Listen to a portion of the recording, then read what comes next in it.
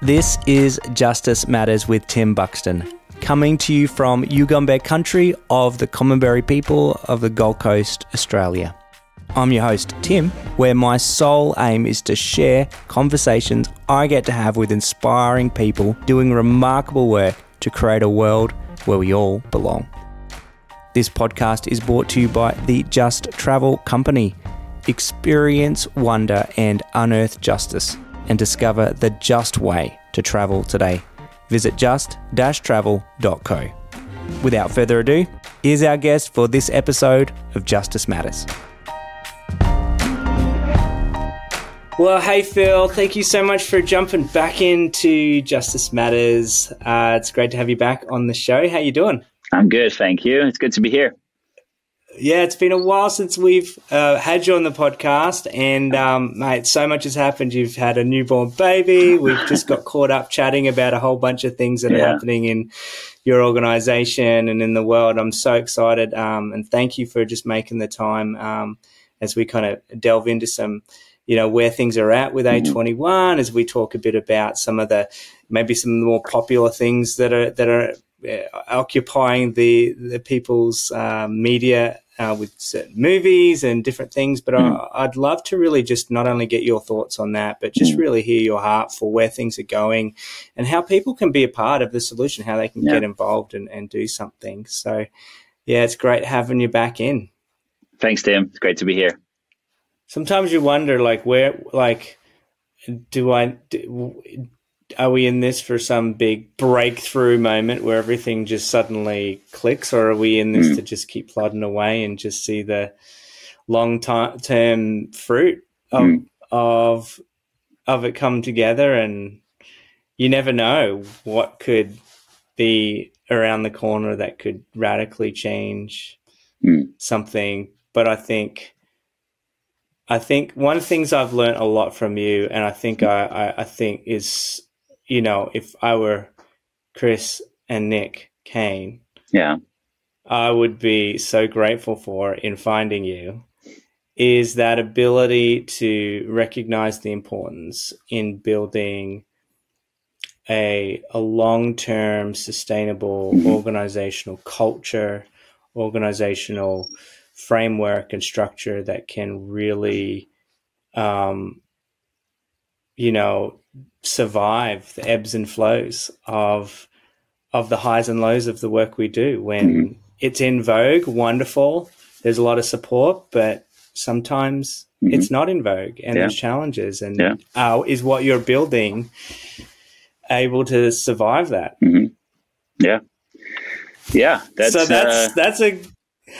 That's a big one for me.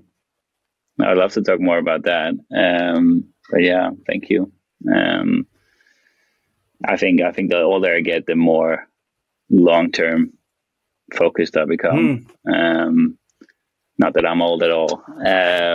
But I think there's too many popcorn groups out there who are in it for the quick, sensationalizes an issue, creates a project, we're going to solve this in this time, moves on. Or a lot of project funding for something, we're going to do this project and grant funding for something very specific. We're going to go in, we're going to pour a lot of money in, hire all these people that we just got to quickly contract in. And then you do something and it goes whatever way it goes, but then it's over and we move on to the next thing, the next country, the next place, the next issue. And I just don't, I think I'm just constantly challenged by the mission that we've set. It's like, if we're going to end slavery, what does that look like? What is our place in that? If we're truly going to make it, what does change really look like? What does it really look like to make a real difference? Well, you got to see systemic change. You gotta build something that has a level of sustainability to it. And so we can't just be in the now, in the moment of it all the time. There's work that has to happen every single day, but we have to figure out, okay, the actions that I take today, what consequences are they going to have tomorrow? So, if it's human trafficking, you can have groups that go in and say, well, the police is corrupt, The police is dysfunctional. The police is not doing their job. They don't have the funding they need. So, we're going to do it instead. Or they say, let's give some money to the police, and suddenly they get all motivated. And whether all of these ways are quite legal or not, either way, what you're building there is dysfunction, because you're either taking the place of a law enforcement of a country, which you can never become, or you create a system where law enforcement will only take action if you pay them for it, if you bring the money into it, and that's not going to bring change. So, I think it's so important that we can live for today, but we got to lead for tomorrow. We got to lead for the things that are to come, and think about the future and how we're actually moving towards something where we can have a real change. And A21 is still a very small organization, and by many terms, compared to many organizations out there who are huge, massive. But we've always operated a very lean model that has a big impact.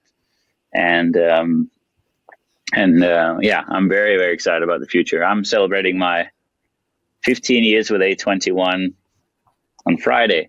It's 15 years since I landed in Greece as 23 years old. Had no clue about any of this. No clue about anything. I've never been to Greece before, and to see what has been built and established in that time, that makes me very excited about what we can accomplish in the next 15 years. So, wow. There's a lot that you kind of just brought up. Yeah. And I think, having you back on the podcast is kind of fun, because, for those that might listen to this one, may go back to the first one and be like, this was amazing. Let me hear what they were talking about last time. Right.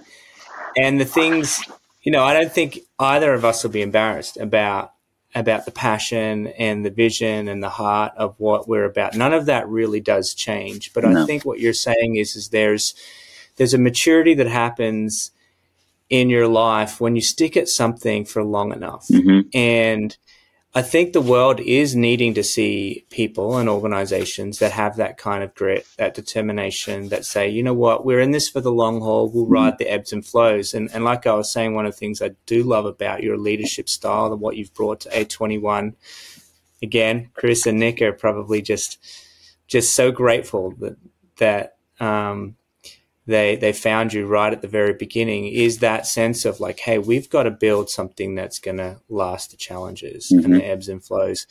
It's funny because right now I know there's a lot of talk once again about human trafficking, because there's a film that's made all the airwaves I've not seen it. I'm sure you have, and I'm sure that there's a lot conversations around it, things that are, and you and I both know there can be really good positive things that can be taken when the attention is drawn to it. But if I'm correctly, and my judgment's correct of you, you're far more concerned with, well, what's going to happen, like you said, 5 years from now, not just what may happen in the immediate aftermath of a film. So how's kind of that kind of how has all that's happened in maybe in the last few months? How has that kind of refocused your thinking, or how has that kind of? I mean, I'm not looking for even like comments of whether you like the movie or don't like it, or your opinions. No. I'm really far less interested in your opinions of something, but more interested in, for you, what has been something that has stood out more glaringly obvious in the area that you work that is still overlooked, that's still far more, important as people's eyes are once again turned to this atrocious kind of tragic reality in our world, that humans are slaves still in various formats. Yeah, I think, I mean, there's a lot there, but I think it shouldn't take necessarily a movie or a production to remind people of the reality of the horrors of human trafficking, which is absolutely horrific. I think it's the most complex crime and most horrendous crime that exists in the world.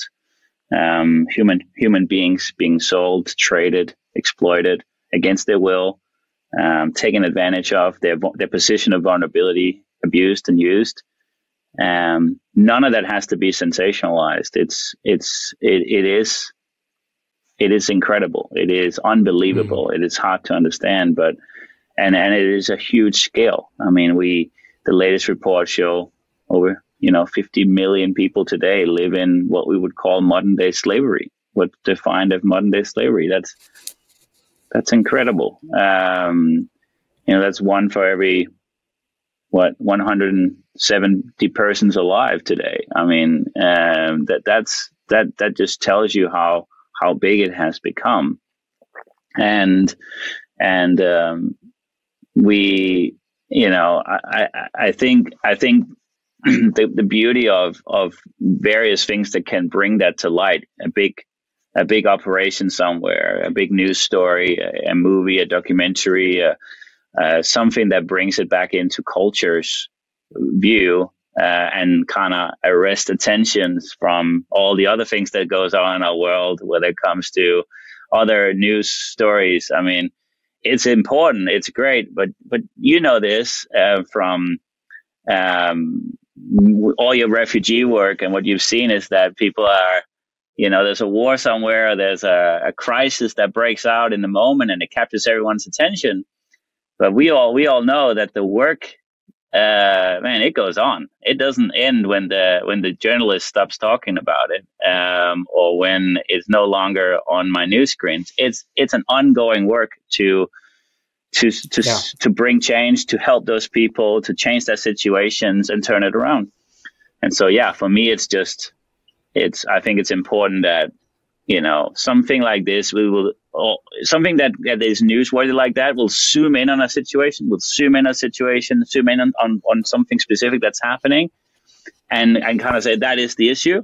And I think the first bit lesson is just, we got to be careful with that, because it is so much bigger and it's so much broader. And the issue is there's no quick fix to stuff. We all want that. We want something to be fixed now. We think if we can just do this, we just got to do this one thing and then we solve the problem. So I think that's been a big reminder. It's like, there's no quick fixes to complex issues. Human trafficking is able to happen in 2023 because it's deeply complex and it's deeply embedded into the world that we live in. And to undo that is sustained work over time. It's not a one fix thing. If we solve this, then we solve the problem. No, there's actually lots to it. It's almost like the thread. It's like the thread you pull suddenly undoes the whole garment, right? Right. And what I kind of hear you saying is sometimes an oversimplification, an over dramatizing. I can't even say the word, but dramatizing of a particular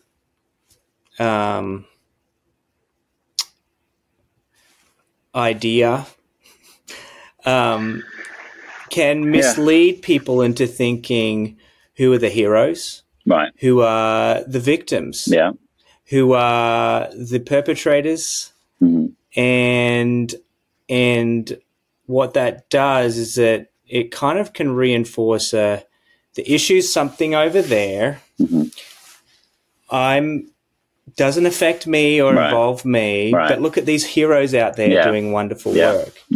And to me, that is, I guess it's something in my line of work, which, like you said, is very similar in that I focus a lot of my energies towards displaced people, those that have been forced to flee for no fault of their own. They get caught up in a lot of the same problems that lead them to human trafficking and to modern slavery as a result of that. But this is something that we are all we're all part and parcel and involved in. Yeah. There isn't a gap. And how do I bridge that gap? How do I help people to see that person that is, I mean, you're right. Like there was, how many boats have sunk in the last month with hundreds and hundreds of people on them? Yeah. I think there were 400 that died on one boat recently, and most of them were children that were shoved to the bottom of the boat. And it was a flash in the pan for a few days. Yeah. And it's still happening more and more. And, is there another way? I guess my question from all of this is there another way that we can bring this to people's hearts and into people's front of view without having to resort to maybe some kind of sexy models of storytelling? I don't know. I think there's a lot of positives in these places. I think it engages maybe a new group of people who have not yet been encountered it. And I think human trafficking, I know I'm involved because someone engaged me on the issue. It was a person who told me about it, who had themselves encountered it at a face value and relayed that to me, and that opened my eyes, and that got me engaged and stirred a lot of emotions that made me take some quite drastic steps to get involved in the issue. And here I am 15 years later. So I think these kind of things are valuable. I think it is important. And I think today there is so much noise. There is so many things that are grasping for our attention that once, listen to this, get this, and we're just constantly being bombarded with issues and problems and so on. And I don't have an expectation that every person out there is going to be a champion for the cause of ending human trafficking. But I think if something grips you, I think we can become so monotone to all of it. Oh, it's just all bad, and it's just all too much, and it's just all overwhelming to me.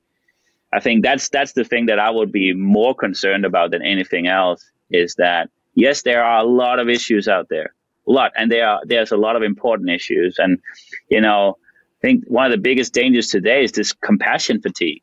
We're losing our compassion for the great needs of the world today, and more importantly, like you say, our part in it. What can I do about that? What is my place in that? Where do I belong in this issue?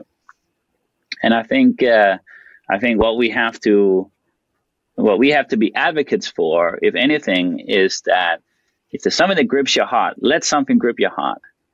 Let something really grip it, and go with that, and stay with that, and find your place in that, and see that sustained through your life. Make it become a life course for you. It doesn't mean you have to travel and work for it, but like, what is your part in supporting that, in raising awareness about it, in getting behind that issue, that core issue? For me, that's human trafficking. And it doesn't mean I don't care about all the other issues out there. I do. There's a lot of things that are connected to human trafficking, but that's what I'm dedicating my life to. And that's okay. Yeah. And I think that's what we need. It worries me a little bit that I hear this more and more now. People are just like, there's so many issues in the world. We're becoming so informed, and that's information is powerful like that. We live in a world, in an age where we just have access to such incredible piece of information and news stories on the other side of the world that we have nothing to do with and will never affect us, but that we go around worrying about. But the result of that is that we can really become really jaded, that we can become really blunt, really like nothing affects us anymore because we're just being bombarded with terrible news all the time. And so, you know what, I think protecting your heart is so important. A guarded heart isn't necessarily a closed heart, though. You know, we gotta stay open to what is it that catches my attention, that prompts me, and then I want to find out what my place is in that.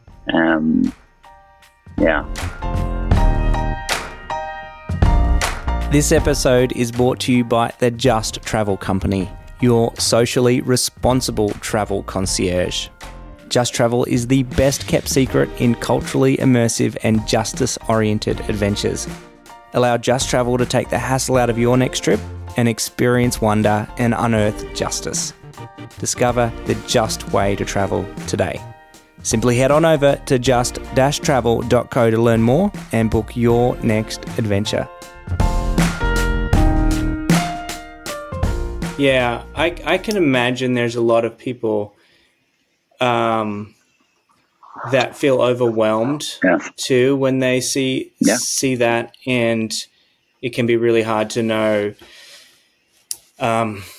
what to do. And then we're all different, right? We all respond to things differently. Yeah. Some of us are like, well, I'm just going to get on a plane and I'm going to find out, and sign me up right there. Yeah. And so it's not like there is any right or wrong response, or there is any, I like what you said there. Like, hey, just do what maybe you just push into that. Yeah. If you're being moved in that direction, if something's stirring in your heart. Yeah. And I think that can be the challenge where we can say, not only do I know the problem, but I know the solution. And it's like, hang on a second. Right. We don't really fully know the problem. Right. I think you'd be the first person to say, who spent so much time dedicating their life to them. Yeah. You are learning stuff about this every single day. Absolutely. It's like the scientist that's an expert in something is the first to say, I know nothing about this thing. Right. The more you know about something, you realize the less you know. Right. That's Exactly. Yeah. And to me, that's the challenge in all of this, right? Is to have that curiosity, but humility in the process. That hey, I'm not gonna lambast people for reacting or responding in a certain way as if I know the right and the only best way to do or respond. There can be some kind of, I think, an arrogance in our field, especially if our approach that we've adopted is maybe not getting as much attention as some other approaches, but I think that's where that ability to say, you know what, we're not veering from our course of what we've been called to do. We're gonna learn as we go. We're gonna not be swayed too much to and fro by the hype and the sensation, which is A21 has done that for so many years. And you've always sought to focus a lot on prevention rather than just trying to put a Band-Aid and a quick fix to an issue. You've thought, as you were saying, even before we, I guess, officially started chatting, you think more long-term than ever before.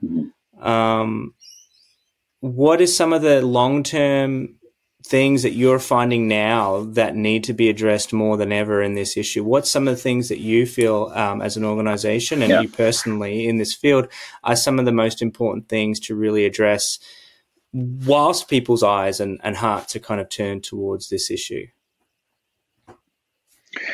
Yeah, I think what we're really focused on is building sustainable models that is embedded into society to bring that change. And I think the partnership aspect of this is incredibly important. That is on all levels that we got to work together. And that's between non-governmental organizations and governmental organizations and individuals and businesses and frontline professionals in every sector. We have to find a way to embed, and all of us play that part. I think that's an underlying factor for everything to work. And A21 every single program that we operate around the world now, I mean, it is absolutely dependent on partnership. It can only exist through partnership. And so I think partnership is something that we are more focused on than ever before. And it's just a question of what that really looks like. And I'm interested in real partnerships, like partnerships that actually get stuff done, that is active focus, action focus, and a real partnership like that is strong, it's resilient, it's mutually beneficial, and it's mutually sacrificial.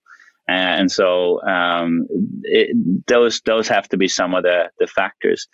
I think on the information front, I think we are, like you say, we are lacking significantly in the fight against human trafficking. We just know too little. And there are some impressive groups that are coming forward now with statistics and insights that are super helpful, but there's still way too many assumptions and guesstimates and things we have to do because we just don't know. We're still really defining the issue, which I think is both problematic and exciting at the same time, because we're still figuring out what is human trafficking, what is modern day slavery, what does it include, what are the key factors that makes it this or that, where does it fit, and where does that then fit in with our legislation? Because if we're still defining the problem, well, then the response to it will always be lacking behind. And so one of the big challenges today is that human trafficking is such a broad issue that a country's legislation, laws, prosecution systems haven't always found a way to frame it. And so we're still seeing very, very low numbers in prosecution. In fact, it has been either in decline or stagnant for the last 10 years when you look on a global level. So if you look at the reports that come out every year,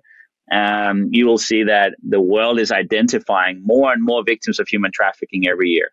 And so that is both good and bad, as in we would love to see there not being so many victims, but obviously it's good that we're finding more and more of them every year. That's good. But at the same time, when you look at people actually being charged or prosecuted or sentenced, that is in decline. That is stagnant for last 10 years. And so there's a lot of work to be done to actually see the real change happening. So we've had a lot of responses to it, but that's sustained effort. And so we have never seen more. See, that's systemic. Yeah. That's a huge systemic problem. Yeah.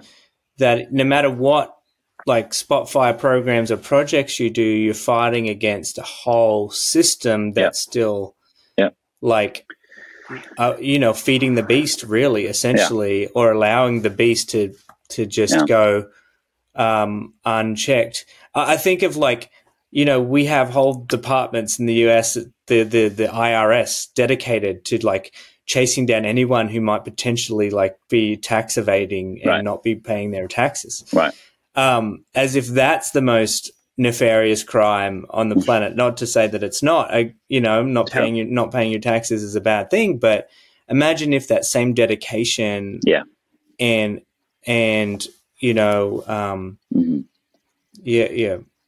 effort was put towards how do we target those that are enforcing people in slavery. Yeah. Which seems far more an important focus. It is, but it is complex. We've actually never seen more cases where we are involved be prosecuted and also seen a conviction of a trafficker than we are right now in the last few years. So if you flip it around, while the world trend is flat or in decline, we've only seen an increase in that area. And I think without getting too technical into how we fight this, I mean, the survivors of human trafficking, they are the heroes in the whole story. It's their story. It is their testimony. It's their lived experience. And it's really, they are really heroes of surviving something that of incredible. It's just, I'm still seeing news stories After having read literally thousands of stories come through our work, I'm still seeing new stories where I'm just like, I cannot believe this. I have never read this. I've never heard this story before. Anyway, they are the heroes, and they are the key to actually any prosecution. And so we have to be about survivors. We have to be about coming alongside them, empowering them, giving them confidence, giving them a sense of belonging and security to walk through this journey of both recovery, but also in lending their voice to justice and to justice taking place. And it's in many ways unfair that their voice has to play such a heavy role in the prosecution aspect of this, and seeing convictions take place. But unfortunately, they are the only witness, the only willing witness. They are sometimes the only piece of evidence to the crime, and it's their life that represents what took place. And so I think supporting them through that journey and building great programs and having great team that comes alongside them and empowers them, that's where this is going to crack in real time. I love that. Yeah. I love that. I love the words that have stuck out are this idea of embedding, this idea of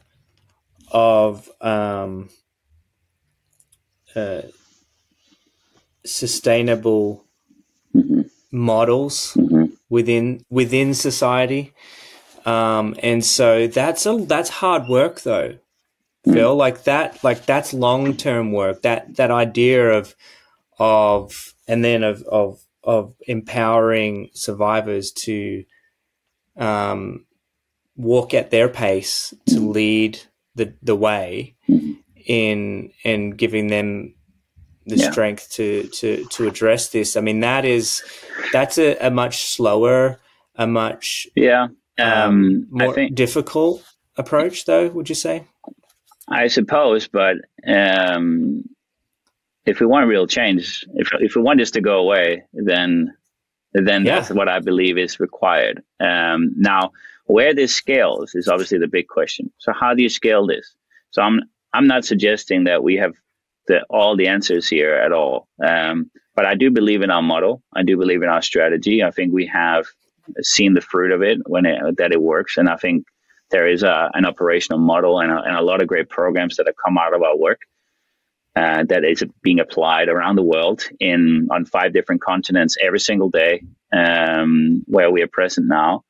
So our big dream is to find a way to give it all away. How do we empower other groups out there with these tools, with this insight, with these programs?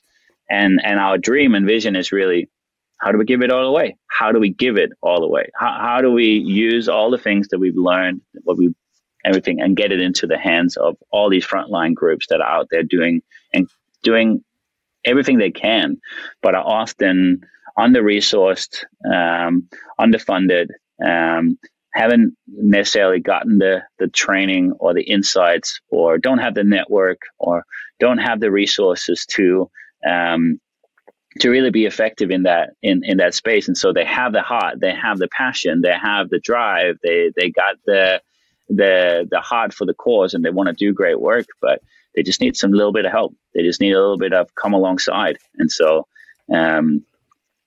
our future is going to be all about can see it. How are we strategically positioned to really, I guess, in a way, showcase this model at work in that context of the world, in that part of the world. Yeah. And then how are we then embedding and empowering groups all around the world with these programs? Could we see our programs at work and being utilized in every country in the world? I mean, that's my dream. That's the vision that I walk around with every day. It's like, okay, how do we get these programs to a place where we can really get them out there and find a way to collaborate and truly make this global. Walk for Freedom is an event that we do every year in October. It is now, to my knowledge, the world's largest awareness event about human trafficking. It covers it's been done in 70 countries around the world now. And it's really only growing. We're getting the momentum back after the pandemic, and people are really getting involved. And it's coming up here on the 14th of October, and we are really passionate to see how can this idea, this concept, go much beyond what we do and who we are. How can it be utilized by groups all over the world? To see this really be a day where we take a stand, where we all come out to stand together, walk together in silence about the issues of human trafficking, and have a sense of being united in this. So I think there are many aspects to this that are still coming together, but that's really the big dream. And I think, and along with a number of things, but at the heart, it's like, okay, oh really, we gotta have. I feel like we come into a point where we have some good things happening. We're seeing the effects of it now. How can we scale that? How can we get that out? Because we as an organization can't be everywhere. That's not our dream. I don't think that's like you say. Do you want to be the next? That would be. Is that really what you want to be? The next big mega organization that, like I said, you at the beginning, you're like, we pride ourselves on being lean, on being effective in this way. You could have that dream of being the next, big Red Cross. Yeah, could be great. Yeah, sure. And so what? But that's not it. That's not the dream. The dream is not. How do we become the biggest organization in the world? That the dream is, how do we have the biggest impact? Yes. And that's got to be that. You got to remove yourself from that. If you're truly about the mission, we have a mission that's very short. It's 4 words: abolish slavery everywhere, forever. But if we're going to do that, you got to recognize we are never going to do that by ourselves. Yes, that's not going to happen. So if you're really true to that, like you say, you can go about it saying, okay, we're just going to create the biggest organization in the world as ever seen. We're going to be in every country. We're going to set up. We're going to have teams. But if we're just real about that for a second, I don't think that's does the world need the fastest way we get there. What the world actually needs, or even a sustainable idea or model. And so, more so, how are we strategically positioned around the world? We're never going to stop doing the work. Like, we're not trying to graduate from being involved and being in the trenches with people. That's never going to stop. We're always going to do that. We're always going to be developing great programs and resources to fight this fight. But what really is the next level is then, how do we get this out there? How do we get this into the hands of people who are doing great things? How can we actually really work together? How can we have real partnership? And then what insights and data and real time insights and information to the issue can we then extract from all of that to then empower the next level up, to empower legislations, to empower decision makers, to empower strategy that, okay, perhaps we're no longer just looking at a country and saying, oh, that's a country that's really poor, or that's a country where there's just a high vulnerability, or that's a country where people are being trafficked from, to saying, no, it's these communities in that countries, and it's these tactics being utilized right here, right now. That's what we got to focus our attention on. And that partnership, that collaboration, that will give you all our resources. But what you're saying there is that you actually need them just as much to give you the real-time information, to feed you, to help you then refine approaches and refine programs, refine the work, and then obviously report back up the reality. So it is that, like what you said, mutually beneficial, mutually sacrificial, that dedication. And I think if you dedicate yourself to forging the work relationship and partnerships on that model, then I think you're nailing it. You know, what I hear you say is something I'm starting to say a lot with our organization, You Belong, because I've never wanted it to be the next big organization per se. I want us to grow wide There you not go. high. Yeah. And to do that, I realized,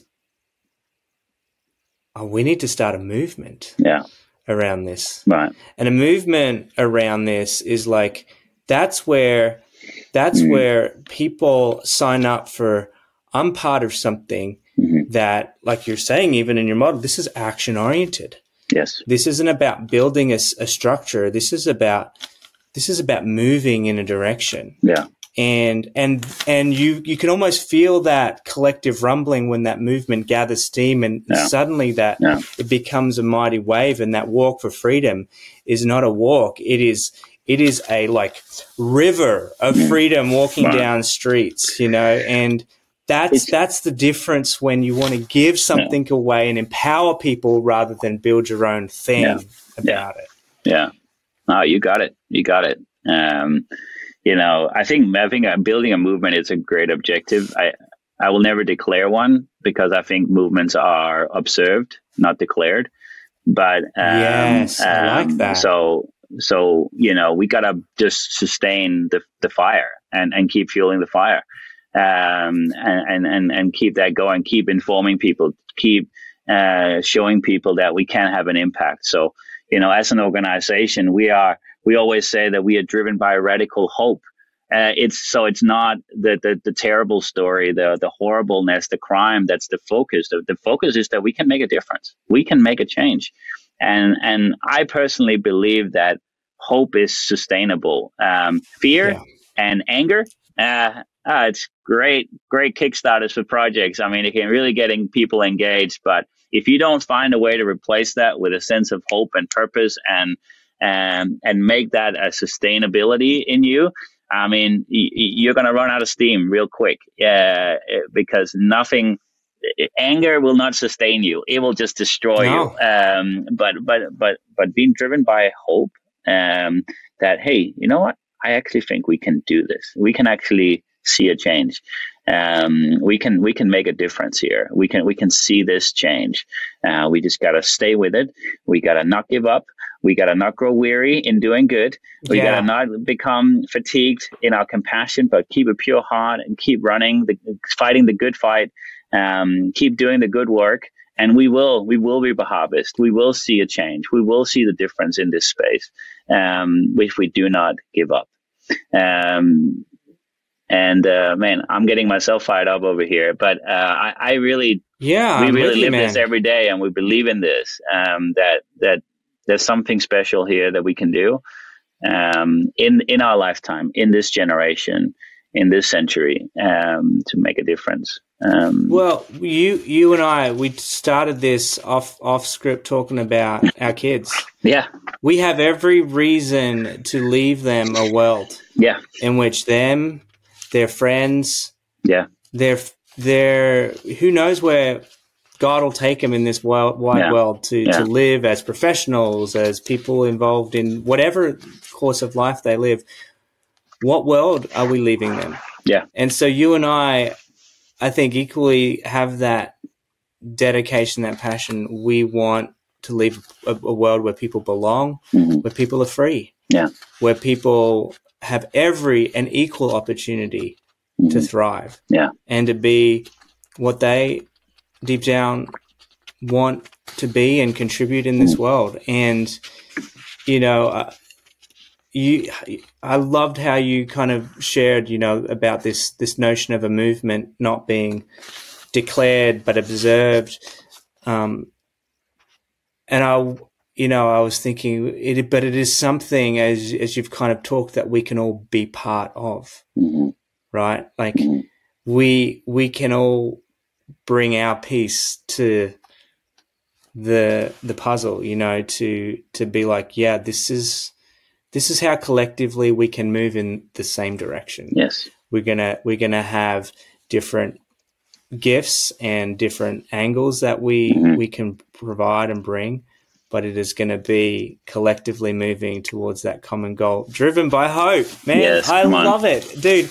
It is this like being the best spark catalyst for me, just chatting with you, which is always the case, but But I think it's important. I think it's really important for people to know that you guys have been around for a long time. Like when people want to get involved with A21, this is an organization, like you said, 15 years that you've been on board, and it's been around on the front lines and in many countries. And it is something that you can rely on your work. You can rely on the integrity of the local partnerships and the way that it's been led by those on the ground in local situations. And your founders and your work have the utmost integrity. People know them, and they've stood the test of time for decades. Christine Kane and Nick Kane are just phenomenal leaders. So I think if anybody's listening to this and is like, how can I get involved? I think you're definitely should be one of the first places that people can go. And you can get involved with as little as like on October 14, jumping on and joining Walk for Freedom, surrounding yourself with a few other people that care about the same thing as you. And who knows where that could lead, you know? We go very far to really empower everyday people, because human trafficking, it doesn't happen just far away. It happens right where we are. It happens in your city, your town, your community, whether you believe that or not. That is unfortunately the truth. And so that means, but the beauty of that, if you can say it like that, is that it's relevant to your life. It's relevant to where you are. And so you can play a part where you are in your community. Yeah, it matters. And so, our website, you can create an absolutely free account there, and that gives you access to something called an action hub, which is just packed with resources, training for yourself, resources you can use in your community. All of it is for free. There's nothing that's paid, and so you can download it, you can utilize it in your community, and your sports communities you're in your faith communities, in your world of interest, in your schools, in your workplace. I mean, there are resources there where you can be part of educating people around you, spreading awareness, building prevention, depending on where you are, and it's in multiple languages. And so,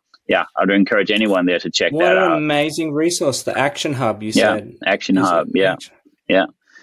And there are also social media groups that you can join, and so that you're actually connected with other people who have this passion as well. So you're not alone. So even though there might not be someone in your immediate circle of relationship, you can join with people all around the world who is part of this as well, and who has the same heart and passion that you have for this cause. And so there's some really cool resources there that I would encourage anyone to check out. Oh yeah, I'm doing that right away. I mean, you've already given me a million. I mean, this is an area we've been pushing in You Belong as well, to build communities, build places where people can feel they can volunteer wherever they are and learn and get those resources and, be part of a community. Yeah. You guys are doing it. I'm going to be heading over there to steal some of your ideas. That's for Please sure. Please you said you're going to give it all away, so I'm going to take your word for it. Hey, I got a question for you. Because this is where I think for people listening here, some people might feel a little bit lost sometimes. Yeah. You feel like you might be stuck in a job. You might be, in a relationship that's just not working out, or you're in a hole, or you're stuck on a trajectory in habits, whatever it might be, where you just feel like you're lost. Has there ever been a time in your life, Phil, when you felt lost? And I don't necessarily always mean in a negative or a bad sense, but just a time in your life when you felt lost and you may be confused. And then what was it like when you traversed the other side of that place of being lost? Yeah. I mean, the thing that pops into my mind is a few years back. Yeah. I was a young student, and I was really struggling. And this was before A21. This was before all this happened in my life. But I'd started on these. I mean, it was in Denmark, so it's a little different school system, but it was a bit of a higher education, if you like, not a degree or anything like that. But I was in this school, and I was really struggling. I was just did not like school. I'm a very practical guy. I'm the operations person here. Like, that's what I'm about. And I was really struggling with school at that point, and I ended up dropping out of the school, and I was absolutely lost. This is the most lost I've ever been in my life. I was just sitting in my parents' basement, staring at the wall, and just did not have a purpose, did not have a pathway forward, and I ended up finding a job, and it was a job that I didn't like doing. It was in a warehouse. I felt no purpose with it. There was no connection that really brought me to life. But I was there. I was doing that for a while, but it was just such a sense of failure to actually drop out of that school and to give up on something that I had started. And that's something that has never left me. And so now that I'm I found a pathway. The way I got out is I made a pretty big decision to go to Australia and study there. Yeah. And that changed my life and really put me on a course to the life I live today. But, and I look back at that, it's not a highlight of my life at all. It is an absolute low light, but the perseverance that came from that experience has been incredible, because every time I've come to a point in my life where I've wanted to give up, and there's been many of those moments where it's been difficult, where it's been hard, where it's like, I don't know if I can keep doing this. I've fought back to that time where I did give up, where I did drop out. And I just have decided that that's not going to be my story.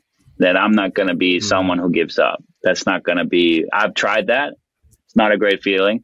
It's not a great experience. I'm not going to do that again. I'm going to stick with this. I'm going to stick this out. I'm going to stay with this.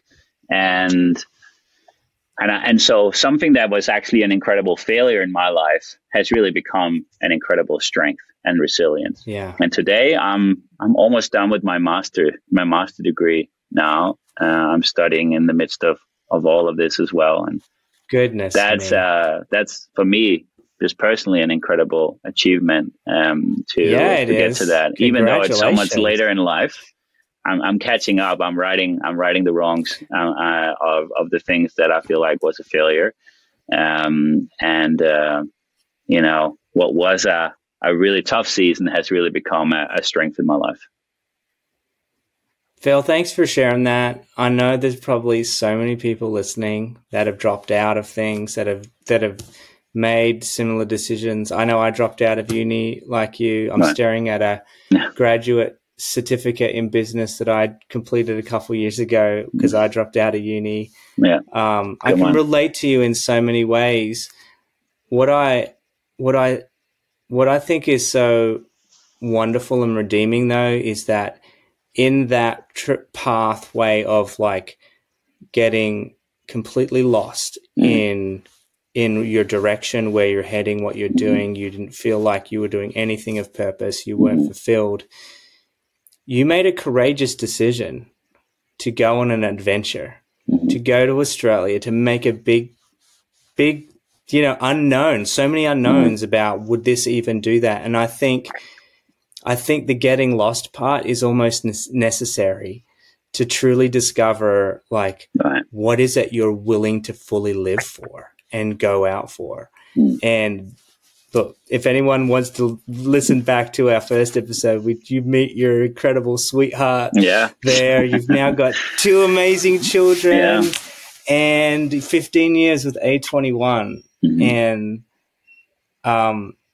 you're like an amazing friend and inspiration to me. Every time we chat, I feel like I've got a friend who's out there in the trenches just doing their part. And I feel such joy every time we chat. So thank you for Tim. Sharing that story at the end here. And just, I think that's a really encouragement for people, you know, for all the things they've heard, whatever they might be, you know, wanting to do next. They know they just hang in there, keep going, and keep being faithful and persevering. What an awesome story. Thanks so much. Tim. Is there anything else you want to share to anybody out there? Anything, places to visit? Obviously, we've talked about the website and the Action Hub, but is there anything last things you want to I just want to say thank you to you, Tim, and for the work that you do and for this podcast and getting the word out there, encouraging people to find their place. That's something that is relevant to every single person.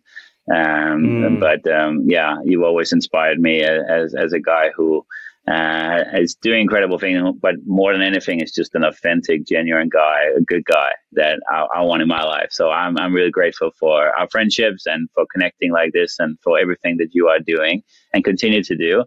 And to everyone out there who's listening, thank you for joining. I